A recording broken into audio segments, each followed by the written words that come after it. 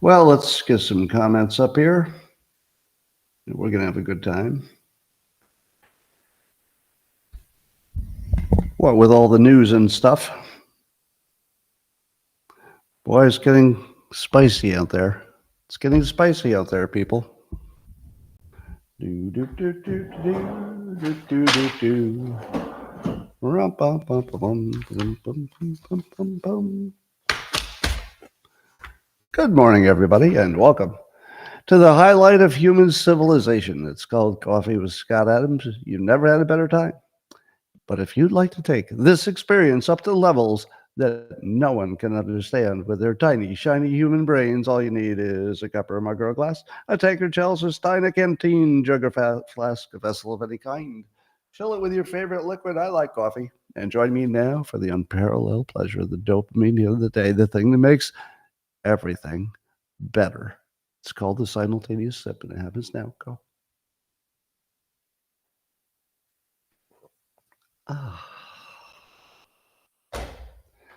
Well, let's see if there's any latest news about the health benefits of coffee. Yes, there is.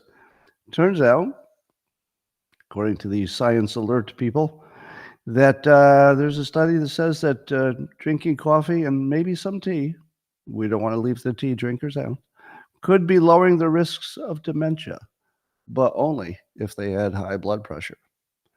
So the correlation is if you have high blood pressure, it might help you with your lowering your risk of dementia. So I have high blood pressure and I drink coffee. So in 10 years, I'm going to give you some feedback and I'm going to tell you if the drinking of the coffee reduced my chance of dementia. So 10 years from now, if you don't hear anything from me, that means the dementia got me and the coffee didn't work. But if I do remember for 10 years, and 10 years later, I say, whoa, it looks like it's September 20th. It's 2034. I thought I'd get back to you and let you know that the dementia did not get me. So that's one data point. I have a question for you. I use, or try to use, ChatGPT in voice mode on my phone. It seems to be programmed, so it's only going to give me 2 interactions before it pretends to have a technical problem. Now, the first 25 times it did this, I said to myself, well, this is some temporary bug that they're going to need to work out. But now I'm fairly certain that it's intentional.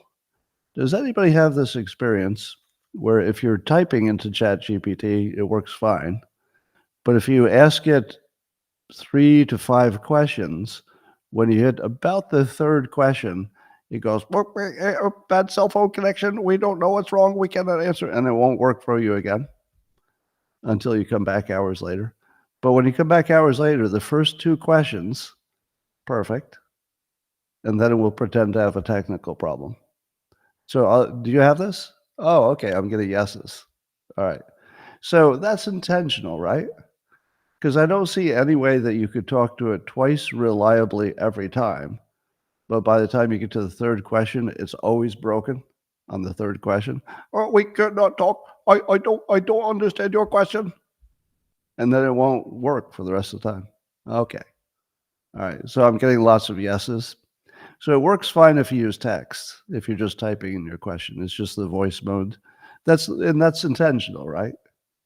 It's just pretending that it does work when it doesn't really ever work.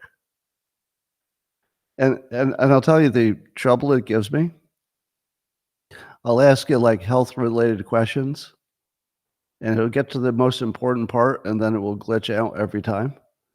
So I'll just make this one up, but I'll be like, ChatGPT, is there any correlation between people who are baldish and wear glasses and do podcasting? Do they ever have any medical problems? Well, yes, there are reports of serious medical problems for people who are bald with glasses who do podcasts. And I say, really? How bad is it? What kind of medical problems? Well, it's this and that. And then I'll ask the third question. I'll be like, was that based on observational studies or, gold standard studies? Because that's what you really need to know. Is it like a good study or just some observational thing? And then you're really like, am I going to die? Am I going to die? Chat GPT, tell me, am I going to die? And then Chat GPT will be like, oh, and you're like, damn it, Chat GPT. And you'll ask again. And it will be like, oh, go, having troubles now. Can't wait. Oh, go, listen. And then I go off thinking I'm going to die. I swear to God, that's happened probably 5 times where I've gotten to a life-changing critical part of my investigation of whatever I'm asking the questions about. And then it just dies on me. Anyway, I assume that it's intentionally programmed to act like it works when it doesn't. We've got a situation of a man fighting a robot. I'm trying to figure out if this is the first time. Have you ever seen a situation where a man fought a robot? And I don't mean for sport. I mean, it was a fight with a robot. So it's a police robot that was sent because there was a perpetrator that had a gun, locked in a hotel room, I think. And so the robot is like, knocking his window out with its big robot arm, and it's trying to tear gas him. And then the man throws a blanket over it, so it tries to, thwart it. And then it actually got in a fight with the robot, and the robot pinned him down until the police came. So I believe he's the first human being to have a legitimate fight with a robot, not a joke, not an entertainment, an actual fight for your life with a robot. And the robot won. So far, if you're keeping score, it's robots 1, humanity 0. So I'm looking forward to a rematch because I can't really imagine getting pinned down by a robot on wheels. I mean, how good is this robot? Now, I believe the robot was being operated by a human, so it was not an autonomous robot making its own decisions, but still, a human lost the fight to a robot, so that's a real thing. I wonder if robots are doing any other fighting anywhere. Well, look at this story from the Express. Ukraine has a gun-wielding robot. So they put a machine gun on a robot that's basically just 4 wheels and a mechanical thing. It's about half the size of a car, and they just send it into Russian positions and have it machine gun everybody because when they shoot at it, bullets bounce off. And apparently it took RPG hits and still kept going. So that's pretty serious. It's called the Fury. Now, if they've got one robot that reportedly, you can't really trust any story out of a war zone, but reportedly, it just was wiping out the Russians because it could go right to the front line, and you know where they are. It's not like everybody doesn't know where the other side is. You know where they are. So you just send this robot in and it just starts shooting everything. And yeah, it says it took RPG hits. It said it took more than one and kept going. I don't know how that's possible. That doesn't sound real, does it? I'm going to say I don't believe the RPG part. I'm going to say no on that. That sounds like bullshit. But maybe they have a robot that shoots a machine gun. That'd be pretty amazing. In the most unexpected news, which is also the news that tells you everything you need to know about the future. You want to hear a story that tells you everything about the future? Here it is. Microsoft is trying to get 3 Mile Island nuclear power plant reopened because they need so much power to run their data centers, especially with the AI needs, that they're willing to reopen the undamaged parts of 3 Mile Island because some of it was undamaged. Now, here's the thing. Can you even imagine any other time in our recent history where any company could have even said the words out loud, we're thinking of reopening 3 Mile Island? And that people would say, that makes sense. Yeah, now that you mention it, that makes perfect sense. So do you ever wonder if let's say the opinions about things like climate and the opinions about nuclear power, do you think those are organic? Do you think that human beings just do their own research and come up with some opinions about things like nuclear power? Not too much. Because, correct me if I'm wrong, nuclear power just went from the worst thing you could ever have in the world, it's going to kill us all, to let's reopen 3 Mile Island. I don't see a problem with that. And it's Microsoft. Apparently, the big companies can make you think anything you want whenever they want. Yeah, no problem. Open up 3 Mile Island. I don't see how that could be a problem. And by the way, I don't think it will be a problem. I do think it's a good idea, just to be clear. It's just that how quickly the country went from, oh, nuclear will kill us all, to, oh, we better do a lot of nuclear to save us all. And I would like to note that for the past 20 years, I've been saying, you better do some nuclear. You're going to really, really, really regret it if you don't. You'd better get going on that. You better hurry up. And here we are. If you wait long enough, eventually everybody agrees with me. You just have to wait. Anyway, let's see what else is going on. This is one of my favorite stories. I knew about this, but now this researcher got an award. So there's a researcher who got the Ig Nobel Prize. He debunked the blue zones. Now, blue zones are places around the world where allegedly there were pockets of people who were living well beyond 100. And, the researchers wanted to see why they live so long. So they would study them and they'd say, oh, you eat a lot of fish, do you? And you lived over 100. Fish is good. And then they would look at all the things they did and say, just do what they do. Don't use a cell phone. They're living forever. Well, this researcher, Saul Justin Newman, decided to go around and see what was up with these so-called blue zones. Found out they're all fake. There's no such thing as places where people routinely live to over 100 because they have such good lifestyle choices. Nope, never existed. What they do have is places where people routinely lie about how old they are. Because being old is valued in some cultures. So where there are people who don't have birth certificates and nobody can prove otherwise, they just add 10 to 20 years to their actual age when they reach 80. So all it was liars. We thought we had discovered like the secret to eternal life. Well, you just eat enough cucumbers and look what you can do. No, it turns out it's lying. It's lying. There's your science for you. Here's the nerdiest thing you're going to hear today. Over 90%, this is from Horti Daily for horticulture. Horti Daily. Over 90% of seed sector insiders, so these are people who work with seeds, they say they expect the innovations that will breed more resilient and productive varieties of crops within 2 decades. Well, I suppose that's just more of what's already been happening. But here's like one of the least important sounding fields of science that might be the most important.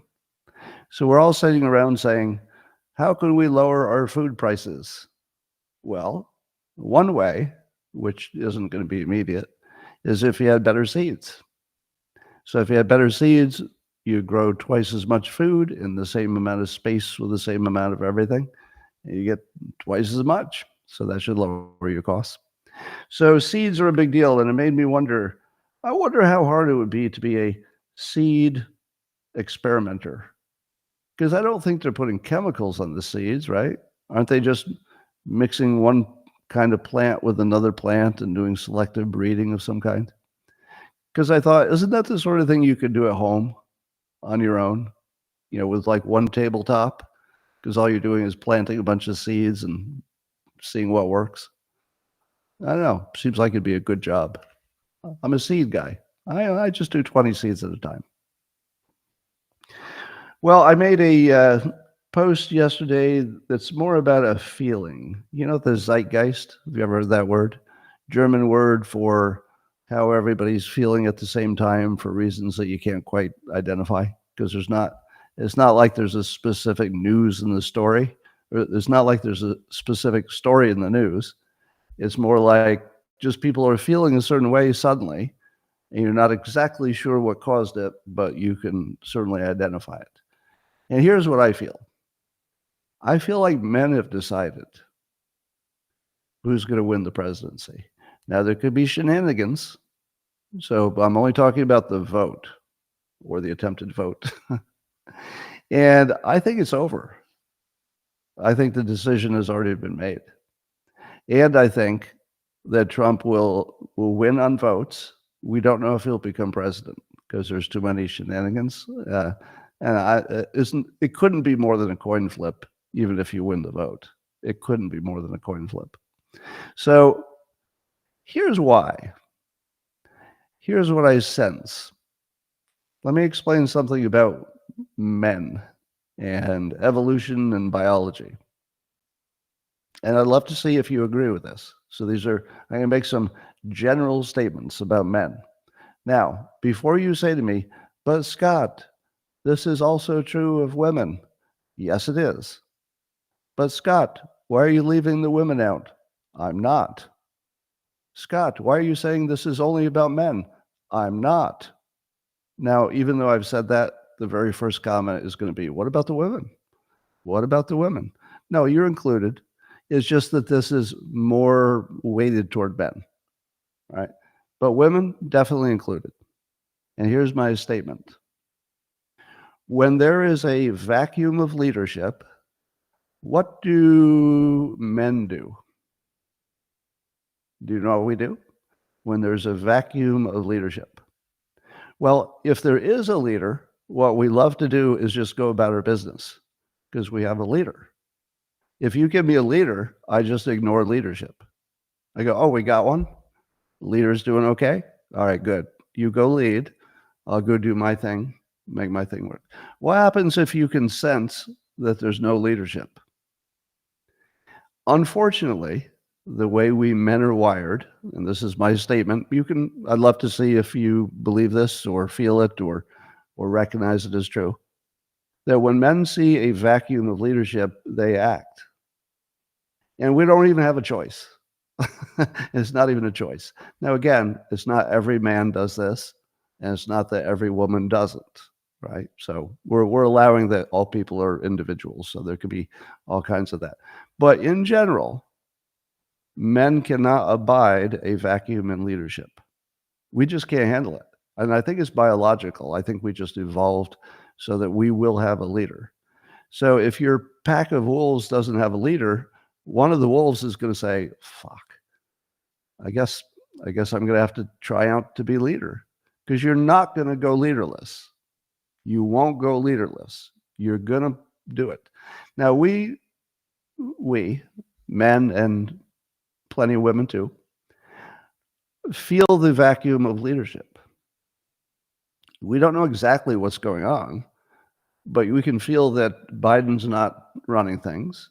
And we can feel that Kamala, not because she's a woman, this doesn't have anything to do with the gender, but her capability and how she got there suggests she is not really the leader, even if she gets the job. So we feel more leaderless than we've ever felt before. Now, that doesn't mean that every man has to run for president, because we do have a solution. It's called Trump.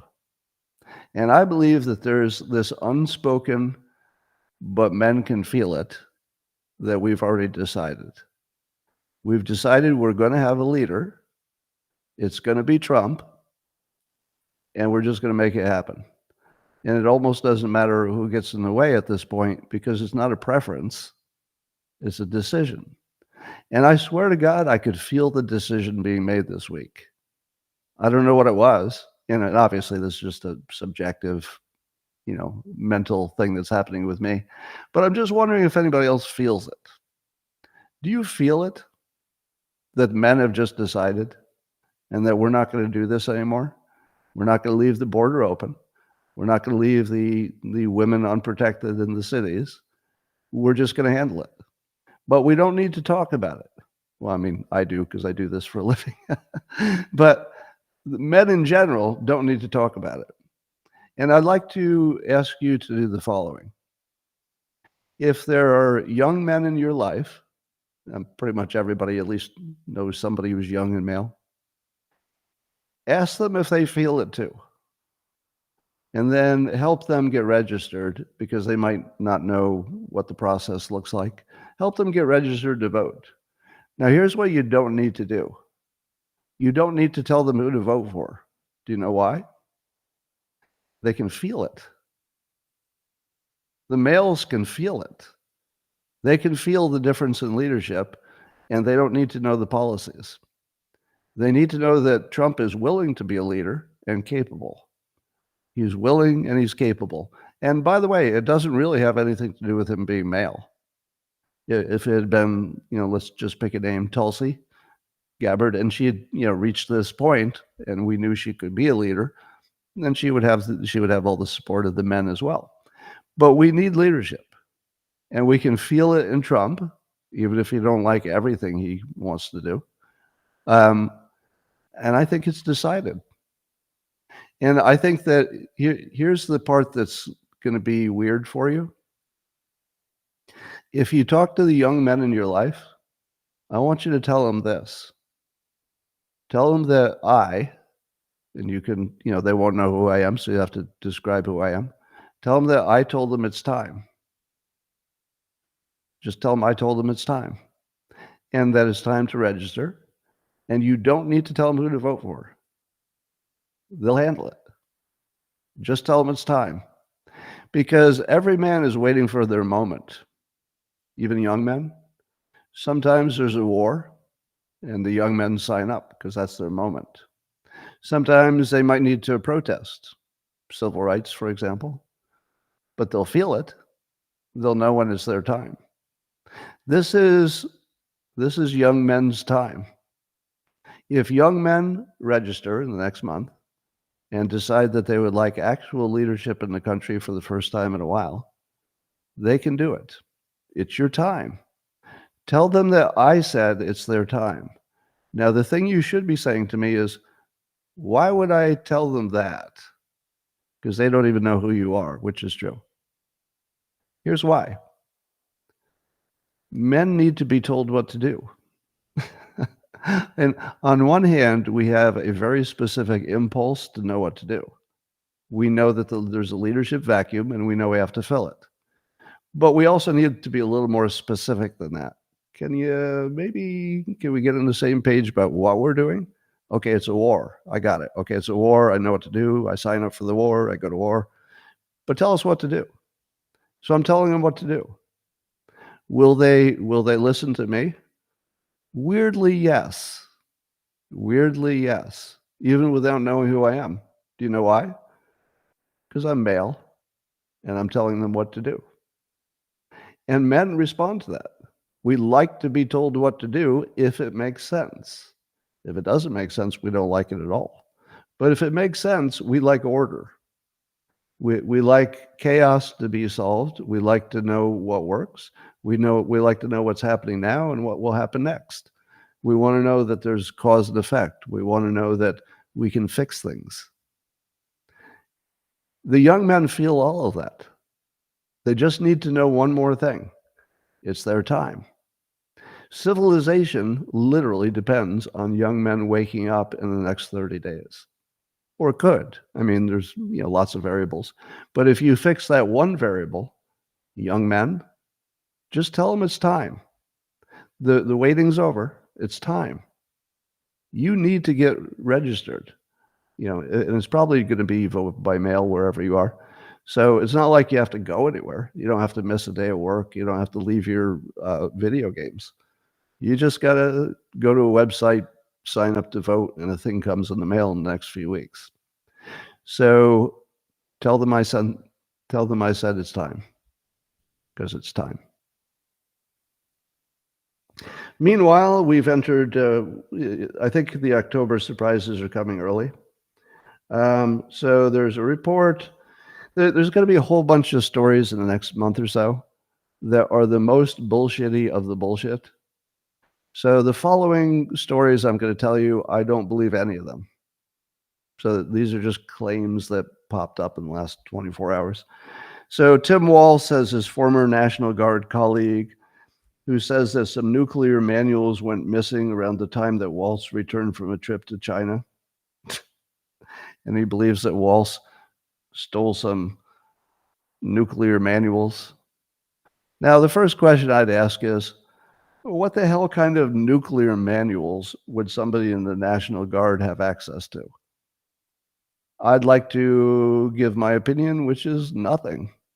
If there's anything that he knew in his job, which had nothing to do with anything in the nuclear field, it would have to be something basic like, if a nuclear war breaks out, be sure to do this or that. It's not like it's secrets on how to build a bomb. I'm pretty sure that Tim Walsh did not have access to the secret manual of how we're going to attack other countries with our nukes or how to build one. So the first thing you have to ask yourself is, what is this classified nuclear manual? Probably something, if you and I read it, we'd say, oh, that doesn't look too important. It's just some official government thing. So while it would be wonderfully useful to Republicans if this were true, and he was some kind of a Chinese spy stealing nuclear secrets for China, I'm going to say no on this one. I'm going to say this is a little too on the nose. Sounds like just something that comes up a month before a vote. None of this seems real to me. All right. Now, I'm going to be fair. So I'm going to say Democrats got some fake news. Republicans got some fake news. So there's more to come. Who is Mark Robinson? Is he a governor? Mark Robinson, black political leader who is GOP, or is he in the House? Anyway, there's a political Republican who's accused of having been in some kind of porn-related conversations online prior to running for office. And allegedly, he called himself a black Nazi. Now, am I worried about any of that? Not really. Do we think it happened? I don't know. Does it matter? Nope. Nope. Here's my take. Suppose it's all true. There's no claim he did anything illegal. There's no claim he did anything immoral, given that the context that allegedly happened was people who would talk like that. So he wouldn't be offending anybody necessarily. And certainly if you are black and you call yourself a black Nazi, nobody's going to take that seriously. I mean, nobody's going to take that seriously. That just sounds like something you'd say online. So I'm going to say it doesn't matter if he said these things or not. If it was before he was in office, it was in the context of people playing around online and saying things anonymously. I don't care. Does anybody care? If all of it had been true, because none of it's illegal. It's just playing a character online to, get a thrill. I don't care. Fine, run for president. I'm fine with that. No problem at all.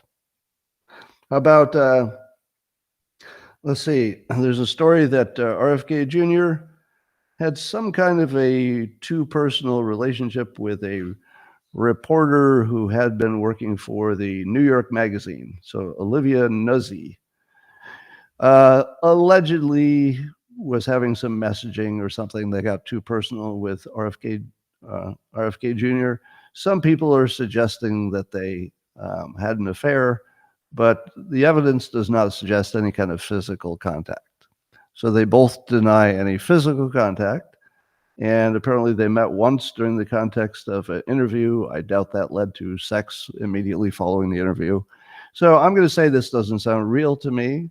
It may be that they became friends and chatted a little bit on text, and I'm not saying they did. I'm just saying, what if? Because other people are characterizing it without showing us anything. If you're not going to show us the conversation, don't you dare characterize it for me. A month before an election. Can we agree on that? If you're not going to show me a screenshot, and by the way, I don't want to see any. I don't want to see any. But if you're going to refer to somebody else's conversation and not show it to me and tell me that it's inappropriate, Sorry. Nope.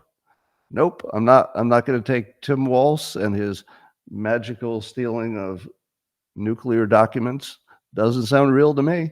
And no, I'm not going to say that somebody he met once for one interview was an affair. Nope. Doesn't sound real to me. Did they become friends in some kind of text messaging way? I don't care. He's allowed to have friends. He can text people. He can text anybody he wants. So let's not make something out of nothing. And then there's some dirt dug up on Christopher Rufo that looks so unlikely to be true that I'm not going to even repeat what the rumor is. So here's the larger point. It does seem to me that there's probably a list of pro-Trump supporters and people leaning in that direction who are being targeted, and that the targeting is sort of concentrated in the month before the election. Now, does it look like there's been a lot of targeting? Would you agree? It's not an accident that just everybody's getting a scandal. And I keep waiting for mine. Like every time there's one of these new scandal things, like the scandal about Tim Pool and the others who may have been connected without knowing it to some money source that was Russian. I'm just waiting for me to be thrown on some list, with no time to debunk it before the election. And I think the idea is just to, just screw everybody who would possibly disagree with the deep state at this point. So you should put a deep level of skepticism on every claim about anybody in the public for the next 6 weeks. I mean, you should always be skeptical. Remember Gell-Mann amnesia, where the only things you know are fake news are the ones you know about personally?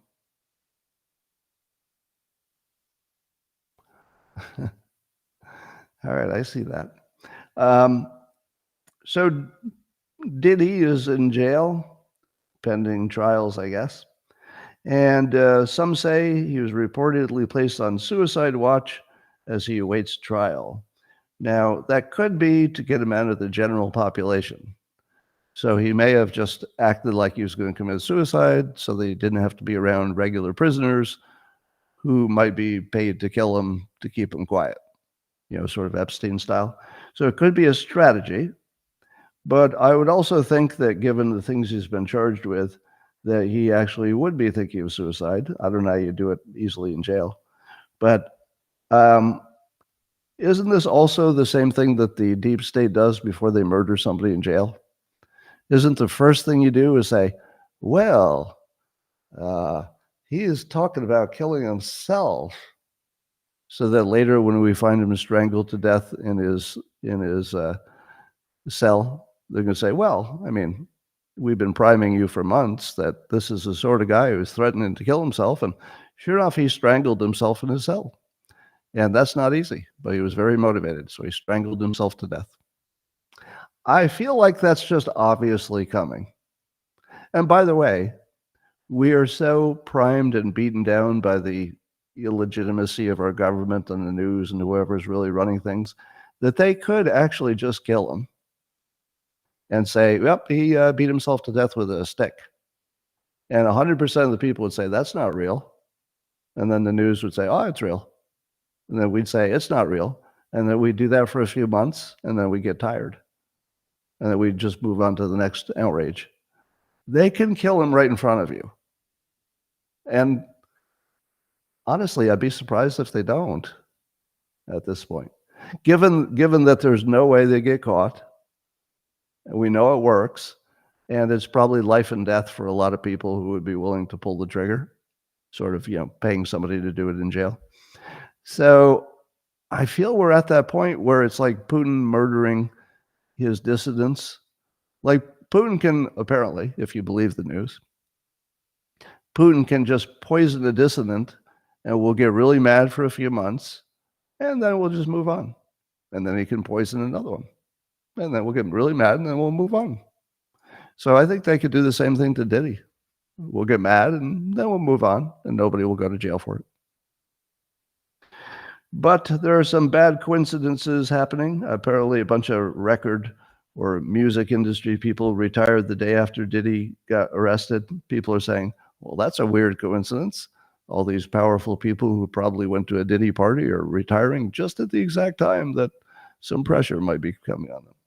Then we hear that the CEO of Nike is going to step down and the CEO of some other company is going to step down. So people are trying to connect these dots like, well, wait a minute. Have you ever been to a Diddy party? And the answer is probably no. Probably no. But if you'd been planning for a long time to retire at around this time, because it's a good time to retire, this is like the ultimate time to retire because then you get Christmas off. Everybody knows that, right? Well, if you're going to retire, you want to do it in April, so you get the summer off, or you do it in sort of Octoberish, Septemberish, so you get Christmas off. Sort of basic strategy for retiring. So these could be coincidences. There's a funny story in China that there's a zoo that didn't have any pandas, so they took these fuzzy dogs and they painted them to look like pandas. And apparently it fooled people until the pandas started barking and panting. Okay, and they were actually selling these as panda dogs, like your version of pandas. Yeah, they look like dogs, but they're pandas. But it looks exactly like a dog that you painted. Yeah, that's how they look. That's a panda dog. Really? Because it looks like just a dog that you painted. I know, that's what the panda dogs look like. They look like painted dogs. They're called panda dogs, but they're not real. Meanwhile, a Chechen warlord claims that Elon Musk gave him a Cybertruck. He put a machine gun on it and took it into battle. But that mean old Elon Musk remotely disabled his machine gun Tesla truck, and it needs to be towed off the battlefield. And he's really mad about it. Now, does that sound like a real story to you? Do you think that Elon Musk gave a Chechnyan warlord his own Tesla truck and then turned it off so he couldn't use it in battle? Well, what do you think Elon Musk said? This was his response to that story. He said, and I quote, "Are you seriously so retarded that you think I donated a Cybertruck to a Russian general?" I have no further questions. I have no further questions. Now, remember, I keep telling you that the way Trump should respond to some of his hoaxes is with this exact form. This exact form. This is Elon Musk answering a hoax with the exact right method. This is so perfect that you could take a class on this, right? Here's what's perfect about it. You do not say, "I did not do that." Because people don't believe that. Because people want to believe what they want to believe. You do not say, "It's a hoax," and just leave it there. Because people say, well, that's what you say when it's true. Here's what you don't say if you're trying to hide it. Quote, "Are you seriously so retarded that you think I donated a Cybertruck to a Russian general?" Perfect. What have I been telling you that Trump should say? Do you really think that as an acting president, I stood in front of the United States and told them and said that neo-Nazis were good people? Do you think that actually happened in the real world? Of course it didn't. Now, you don't want Trump to say, "Are you so retarded that you think that?" But adding the word we're not supposed to say, which, by the way, I don't like that word in public, but I'm quoting. So I prefer not using it, although I love the word. It's just, for some reason, it's the perfect word for a lot of things. But I understand the sensitivity to it, so I prefer not using it. But in Musk's case, because it is so perfectly encapsulates the situation that I approve of it in this context. I think it was exactly right. All right. OpenAI allegedly, I don't know if this is even true. So some users are saying they're getting emails from OpenAI, that would be the ChatGPT people, saying that they got to stop using little tricks to figure out how it thinks. Basically, it's chain of thought. So if you can figure out its chain of thought, I guess that would either give you some way to thwart it or copy it or something. So apparently ChatGPT is monitoring the questions you're asking. And if you ask questions that would get you to somehow understand how it reasons, that they can block you from ever using it again. Now, I'm not sure this story is true. It's not quite passing my sniff test, but it could be. It could be, but I don't believe it. So I'm gonna go no on that one. But only 55-45 on that one. I'm gonna go 55% not true, meaning that there's something left out, just some context left out. And 45%, maybe it's just what it looks like. Maybe. Don't know for sure. Well, another hoax of the day. Tim Walsh keeps saying that Trump wants to create a federal abortion monitor.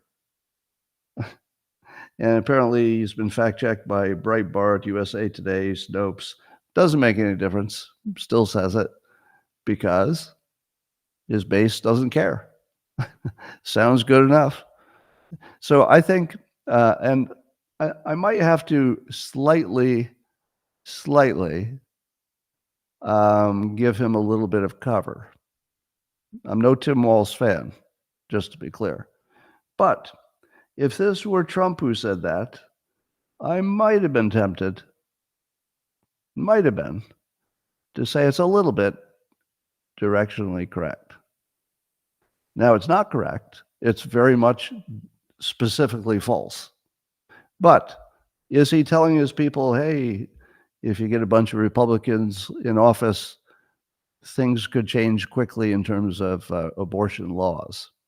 And the answer is yes. Yes. If you put Republicans in charge, let's say they owned everything,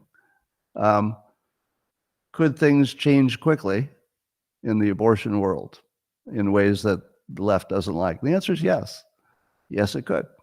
Now, Trump is not promising to do anything beyond the things he says he was going to do. I personally think that he's going to stick to that because it's consistent with his own beliefs about abortion forever. Not forever, but for a while. And so that's believable because it's just consistent with all the other things he said. But I can see why they'd be worried. And as a persuasion trick, it works. So in very much the way, I don't think a lot of Haitians are eating pets, but it's directionally accurate in terms of making you feel there's a threat of bringing in too many people too quickly, blah, blah, blah. So it's not true, but I can see why he's using it politically. Makes sense. So Jordan Peterson points out on a post on X, never trust anyone who wields the term disinformation as a weapon. And what pit of hell did that benighted term emerge from anyway? What propagandistic genius coined it? How did it spread so virally? No one said disinformation 10 years ago. Well, that's true. And along those lines, I've pointed out there are some other words that you only hear when people are trying to basically manipulate you without facts. The other ones I mentioned before are unhinged, chaos, and ending democracy, because they're just so vague, but you have to make it sound like it's bad. Thank you, First Gear. So yes, I would agree. Whenever you hear these words, disinformation, unhinged, chaos, and ending democracy, and there are a few extra ones there, I would say those are signals that somebody's using propaganda. And if you are echoing any of these words, if you've heard that propaganda and then you go out and call Trump unhinged or his supporters or any of that, you're just brainwashed. These are not words that give any meaning to anything. These are just words. But Trump also uses some words that the left calls out as being, let's say, symbols of evil. So he talks about other countries being infested countries. I think infested with bad behavior or something. And he says some of the people coming in, the criminals specifically, are vermin. But of course, the left tries to generalize those terms into he's talking about all the people from this country, therefore he's racist. Now, he's obviously not talking about the general citizens of any country. He's talking about the worst members of those countries being selectively the ones more likely to come here because they can get out of jail and stuff. I don't know what, and if there's any truth to the jail part. But is it directionally correct? Yeah, it is. Again, it's directionally correct that unchecked asylum laws and immigration are a real danger to the country. But I would prefer that Trump did not use words like vermin and infested, because it does echo back to some Hitlerian language, and there's no benefit to it. So if Trump gets no benefit from it, and it activates people, making them think something that isn't true, it's not the best word to use. And I don't think it gets him any extra votes on the Republican side. There's no Republican who said, until he called them vermin, I wasn't convinced. It's not persuasive. If it had been persuasive, like they're eating the pets, that's persuasive. Not true, but at least you could argue that it's directionally useful. This has no use. There's no utility to using words like vermin and infested when you could use words that tell the same story and would get you the same amount of votes. So that's my advice. Don't use those anymore. Well, I think I saw 5 different stories of election irregularities before the actual election. So I'll just mention 2, but I think I said 5 of them this morning, where there were various either counties or states that had some kind of big issue with voter rolls or chain of custody or some change they needed to do to improve it. They got not approved. It's all these different things. But I'll just read 2. So in Oklahoma, they removed 450,000 ineligible names from the voter rolls. Let me say that again. This week, the election's like right around the corner. They removed 450,000 people from the list of people who would have been allowed to vote if they hadn't removed them. 450,000 in Oklahoma. That's like a lot of the entire population of Oklahoma. Do you think this could have changed the result? Yes. Yes. It could have totally changed the result if there was also on top of this some bad behavior to use those names as fake votes. Now, that part we don't know, but we know there was an enormous opportunity for bad behavior. 100,000 of them were dead people, 15,000 of them were duplicates, and a lot of them were just the wrong address. They don't live at the address that they are registered at. So now that's just one state. So why did they have to get rid of 450,000 names? Why did they have to get it off the voter rolls? Here's what confuses me. If this is a gigantic problem, why was our election so definitely fair when we know this existed in the last election? This didn't just happen. This is some kind of long ongoing problem. So how do we know the election was fair?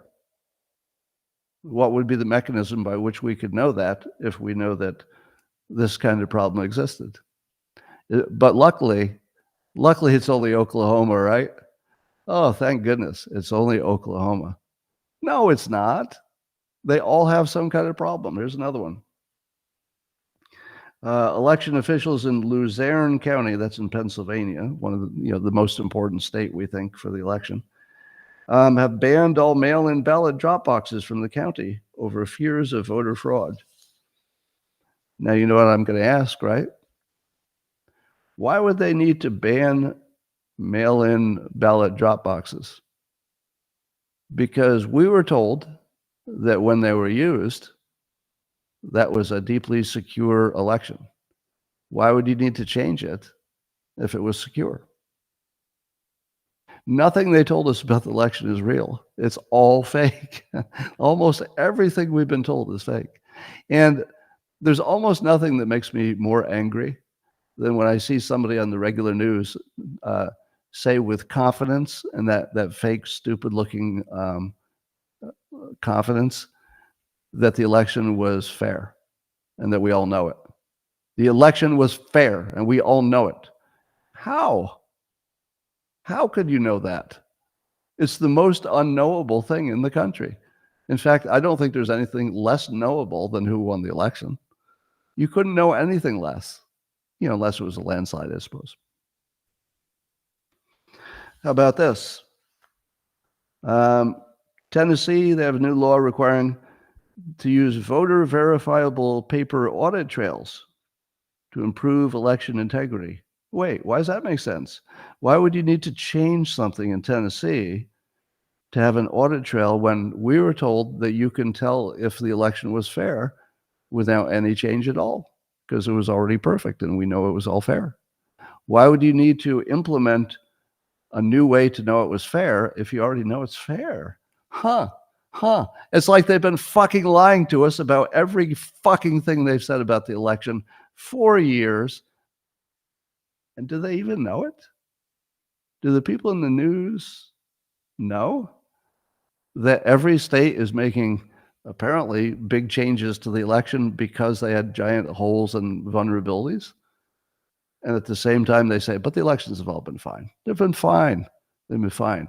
Yeah, there are 100 holes, and we're trying to fix them, and we can't fix them. But before, fine. Yeah, we know it.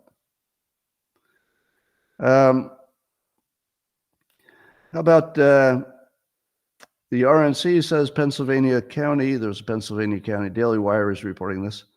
They say that there's a county that ignored state law before sending out mail-in ballots.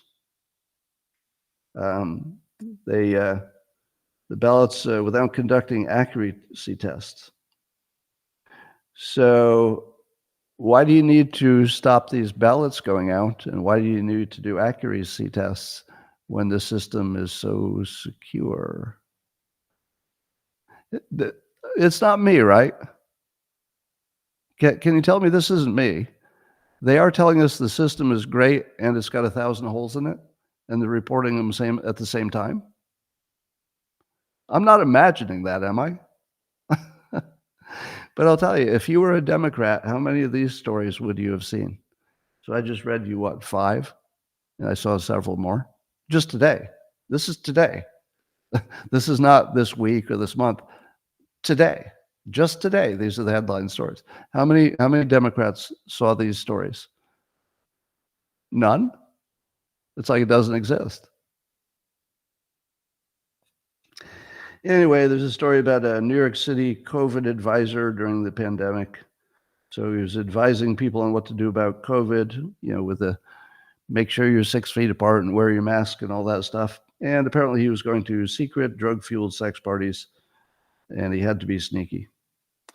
Now, on one hand, I say to myself, well, that's a terrible hypocrite leader, doctor guy, when he was telling people to be careful, but then he was going off and not being careful himself.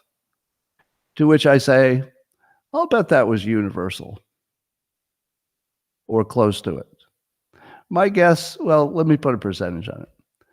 My guess is that something like 20 or 25% of the public was genuinely scared and genuinely wore masks and genuinely stayed away from people and all that. But that 80% or 75 were more like my house, where if I went out in public, sometimes I'd wear a mask if I didn't want to cause trouble.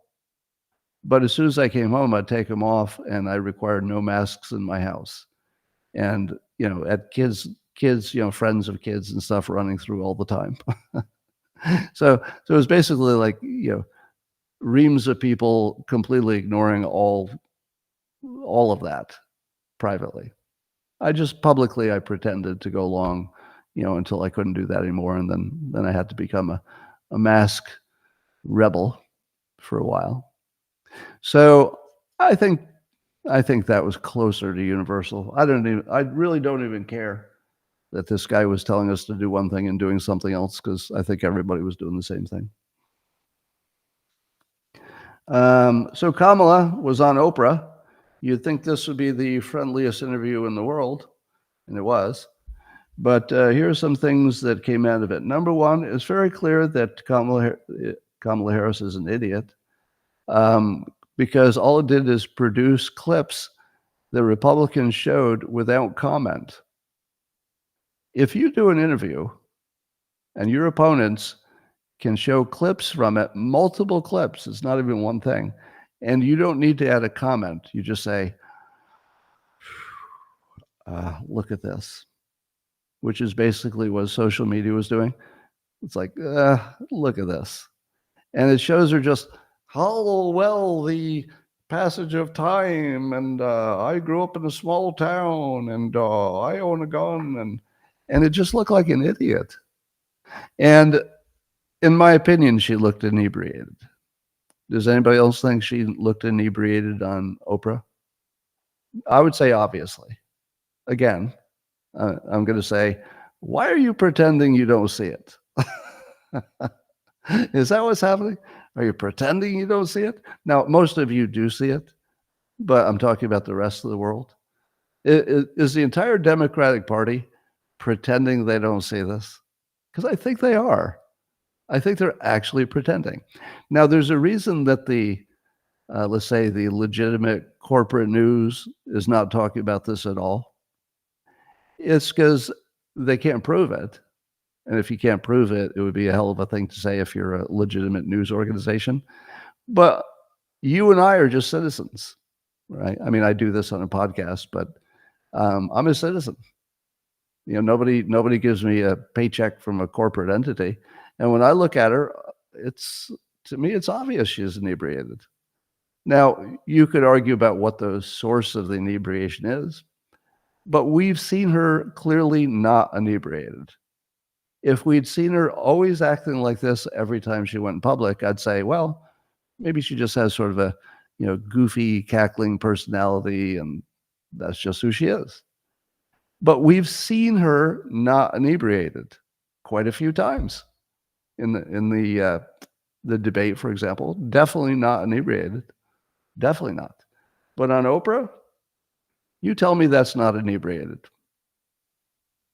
I want you to say, I'd love somebody to say that to my face. I just want to look in your eyes and say, really?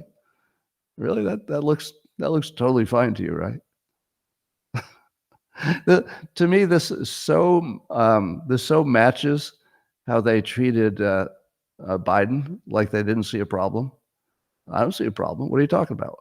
Well, no, you see, he's obviously got dementia, and he displays it on a regular basis. Really? I'm not seeing it.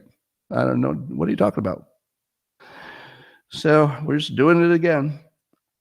The funniest part was looking at Oprah's face. Now, I can't read her mind, but other people had the same comment, without me bringing it up first.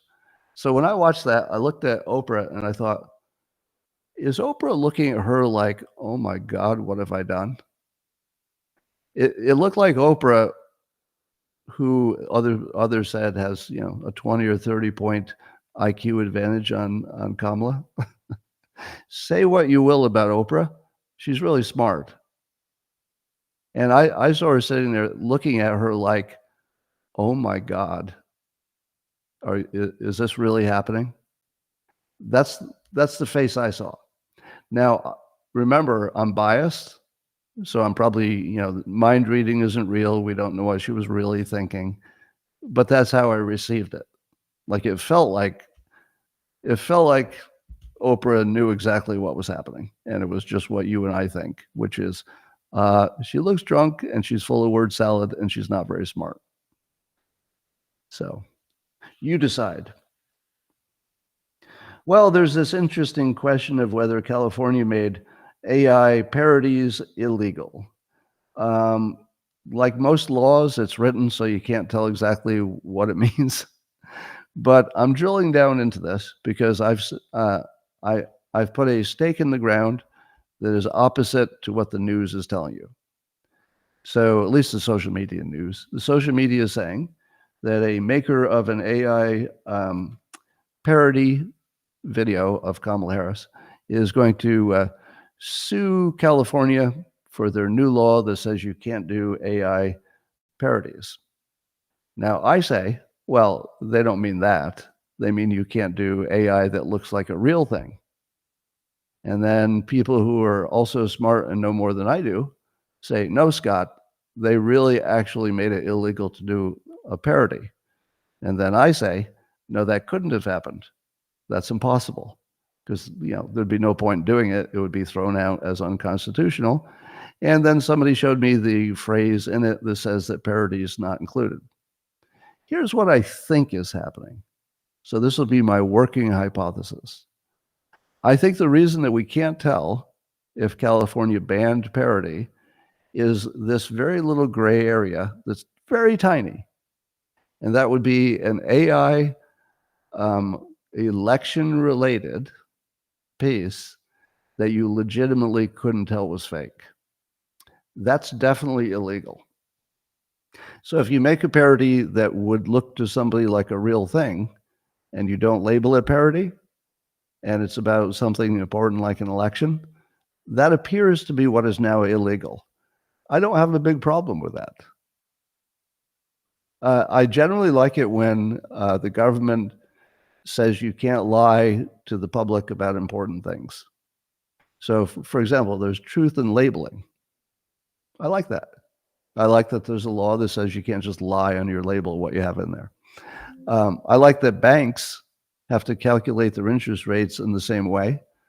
It's called the API. So because there are multiple ways you could calculate things to game it so it looks like your interest rate is better or worse than your competition. So I like the fact that the government says, no, you have to tell them what your actual comparable interest rate is. Good. I also like it if somebody made something that really looked real and it really could change my vote. No, I want that labeled. I definitely want that labeled. That's not free speech. I mean, it's not free speech the way I understand it. It would be damaging and created for damage. So that's different. But the specific AI in question was so obviously a parody, in my opinion, that it could not have been illegal.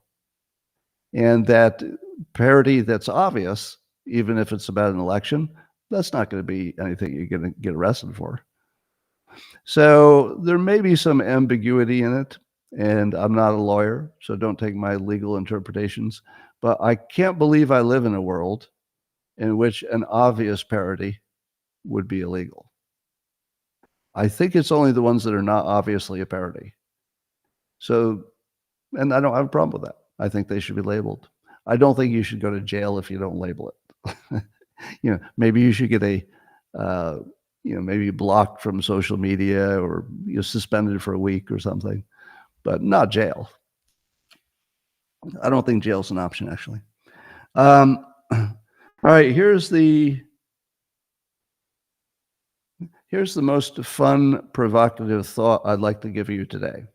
How many of you are familiar now with the work of Mike Benz? You'll see him mostly on X. And he talks about how there's this huge, let's say, web or mesh of disinformation people around the world, and how that's all coordinated, and there's a military industrial complex, and the State Department is trying to control every country through controlling their elections and every other thing. But mostly the people in charge in the United States want to control everybody's information. But the biggest theme of the people who are really in charge behind the curtain, the military industrial complex, the State Department, etc., seems to be an anti-Russia thing. Now, not everything they do, but so many things are connected to this larger multi-decade plot to weaken Russia so that Russia doesn't have hydrocarbon, meaning gas and oil, leverage over Europe. Because if they got that much leverage, they could just turn off the gas if Europe doesn't give Russia everything they want. And basically, they could conquer Europe without firing a bullet. So, does the State Department want that? No, it wants Americans to sell, liquefied gas instead, even though it's more expensive, just so Russia doesn't have control of the Europe.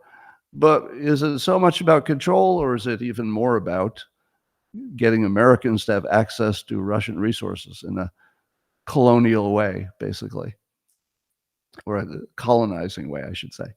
And suppose you say that's true. How many of you would accept as a general proposition that a whole bunch of things that happen in America that you don't understand are related to making sure Russia is degraded? Do you all see that the anti-Russia thing has been from ever since Hillary Clinton was Secretary of State? It's been anti-Putin, the rumors are anti-Russia. Ukraine is about an energy grab more than it's about anything else. So you all get that for decades, the people who are really running things, the State Department, CIA, those people, it's been anti-Russia primarily, right? Now I'm going to blow your mind. Why was climate change invented? And I don't mean the invention of the fact that the climate temperature is changing, because that's going to happen no matter what. I mean, as a topic. Have you noticed that if Europe started using solar panels and windmills, that would degrade Russia? Is it possible that the reason you and I don't understand anything about why we're doing this climate change business, because it doesn't look like good economics and it doesn't look like good science, is that the real reason has always been Russia? Because we could build, because we do technology, we could build stuff where we make money on solar and maybe wind. But Russia doesn't really manufacture too well. So if you're not buying their hydrocarbons, they're basically out of business. So could it be that climate change was never real and that it was always a deep state plot it was just one other angle of attack against Russia? Is it entirely an anti-Russia play and none of it's ever been real? Meaning that the models that they use are known not to be real? Is that possible? Now, I'm not stating this as my belief. I'm saying it's consistent with observation. And what's not consistent with observation is that everybody thinks the climate change stuff is a good idea, meaning 98% of the experts. I don't think, And, was Al Gore operating on his own? Or was Al Gore part of the, deep State Department, anti-Russia thing? I don't know. Scott, you doubt California infringed on your rights? No. Did I say that? No. Ask a better question. Here's what I doubt. I doubt that they would infringe on my right in such an ineffective way that would be unconstitutional and it would be thrown out anyway. It'd be a waste of time. But if they could infringe on my rights in a way they could get away with, yeah, they'd do it all day long. So it's not about whether they would or would not infringe on my rights. I think they wouldn't do it in a way that couldn't possibly work, and they would know that. That's what I'm saying. You don't do something that you would know couldn't possibly work. Yeah. Anyway, here's some more Mike Benz if you want to understand how the U.S. State Department all works. And it's like a few paragraphs, and I want to read it because if you haven't been exposed to the Mike Benz, Benz pilling for how the real world works, this will be just an introduction. Now he talks more generally about larger topics. This is just about Brazil, but you'll get the sense of it just from this one story. All right, so this is from Mike Benz on X. He says, details how the U.S. State Department is actively working to subvert X in Brazil. So as you know, Brazil is canceling X and is mad at Musk. And he says that the State Department is working with Brazil against X.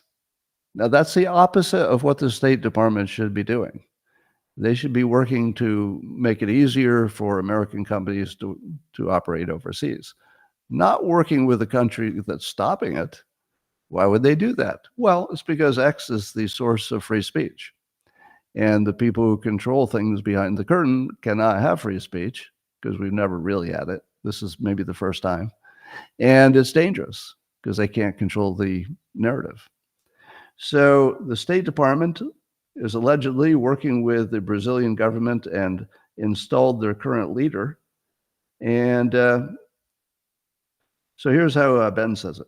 He says the State Department job is to protect the welfare of U.S.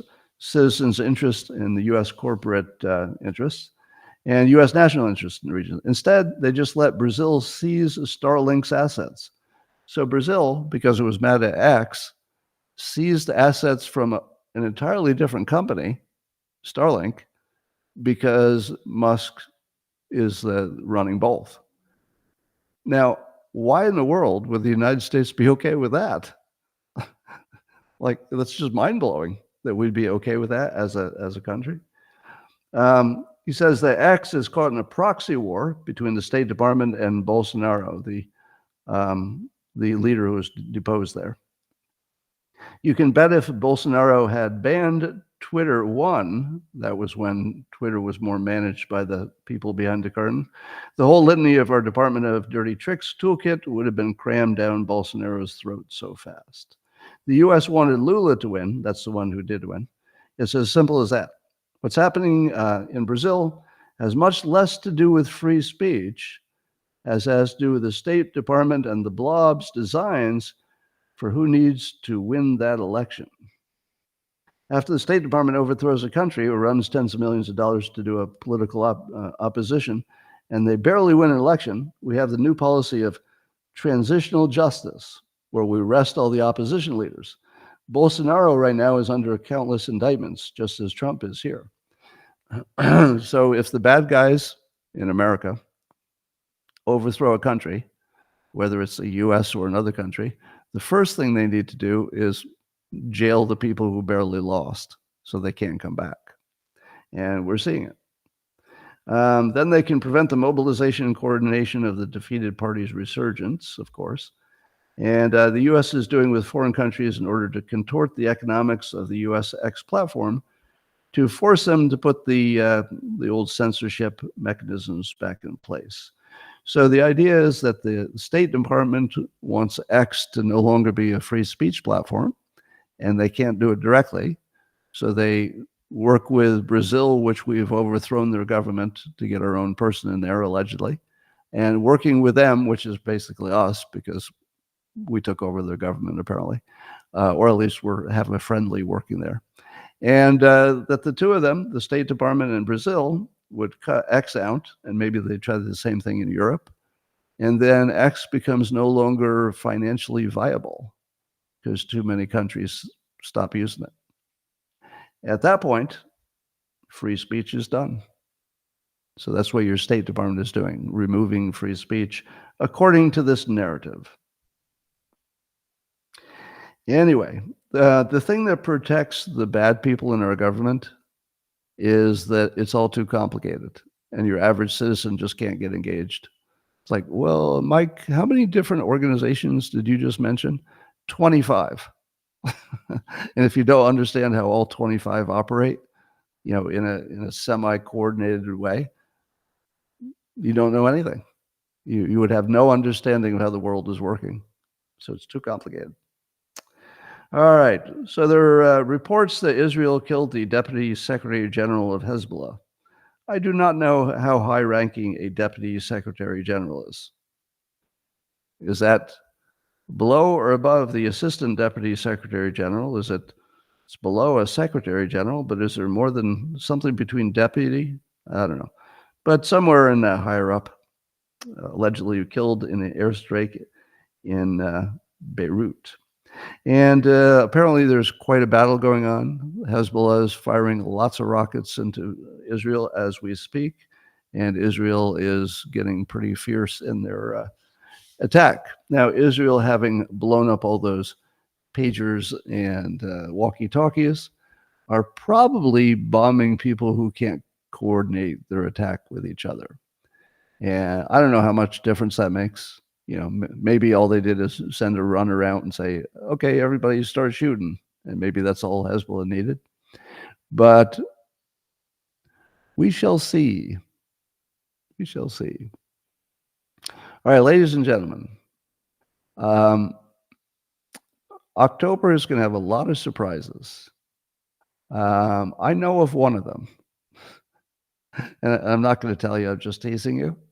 But I do know one of them, and you're going to love it. So there's a surprise coming that's just going to be so sweet that you're going to laugh out loud. But when you see a surprise, don't assume that's the one I'm talking about, because there's going to be a bunch of them, and they're going to go both directions. We're seeing it already. They're starting early.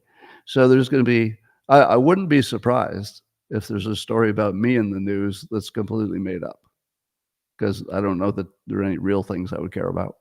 So you should expect to see more hit pieces on more people with not enough time to debunk them. You're going to see just incredible claims of working with other countries and affairs and just all kinds of stuff. So it's going to get crazy. But I will tell you that there's just one I know about that you're going to laugh at. You're just going to think it's funny. All right. And it will basically give you everything you want. Let's just say that will be the day that you're going to say to yourself, oh, looks like things might work out. So there is some cause for optimism. A lot of it, actually. There's a lot of cause for optimism. And that doesn't mean it's going to happen automatically. Still going to have to fight like hell, which is a phrase that normal people use that has nothing to do with physical violence. It's just a phrase that people use when they mean you should try very hard. Fight like hell. All right, that's all I got for now.